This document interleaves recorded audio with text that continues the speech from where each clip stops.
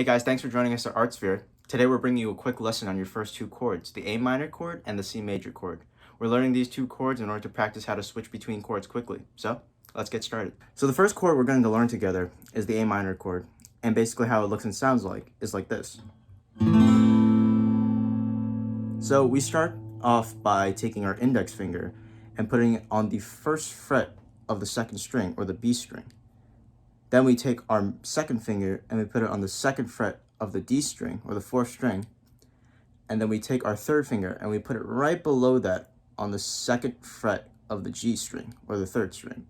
And then we play from the fifth string, strumming down, because that's the A string. So we pluck that down, and that's the A minor chord. Now, if you have muted strings, make sure that your fingers are curled. If you are a little confused about the fingering, don't worry. I'm going to put up a chart that should appear right somewhere up here. That will help you out and give you something to refer back to. The next chord we're going to learn together is the C major chord. And basically how it looks and sounds like is like this. So to play this chord, we're going to do the exact same thing as we did with the A minor chord. We're going to take our index finger, put it on the first fret of the second string, or the B string. Then we take our middle finger and we put it on the fourth string on the second fret. Now it looks just like A minor, except now we take our third finger and we're actually going to bring it up to the third fret of the fifth string, which gives us a C note here. If you think about it, the open is A, right? Second fret's B, and then what follows is directly after is C. So we strum from there, and that's a C major chord. Now this chord can be really hard at first because of just how kind of widespread it is. You might mute some strings. Just make sure you keep your fingers curled, your thumb at the back of the neck to give your hand support. Again, I have a diagram up here to show you the fingerings. But yeah, so one thing I definitely want you to take note is the common fingers that I was talking about between A minor and C major, because this is how we're going to practice switching between those two chords. Now I chose to teach you these two chords because they're very easy to switch between. As you can see, when we switch between these two chords,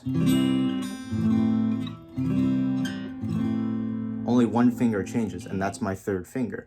It literally just goes from here back down to here, or here back up to here. Now, it's important that when you switch between these chords that you keep these two fingers locked in place. These are going to be our anchor points in order to switch between these two chords. And we're going to practice this by playing each chord 4 times and then switching between those two. So basically how I want you to practice is following along with me, is to take up an A chord, an A minor chord, and then we're going to strum 4 times and then switch to a C major as quickly as possible. Don't worry if you don't get it at first. Just make sure that to take it slow and make sure that all the strings ring out. So 1, 2, 3, 4, 3, 4. And we're just going to do that over and over again until we get comfortable switching between the two. At first, it's better to take it slow, but eventually I want you to speed up and just, start practice changing these chords.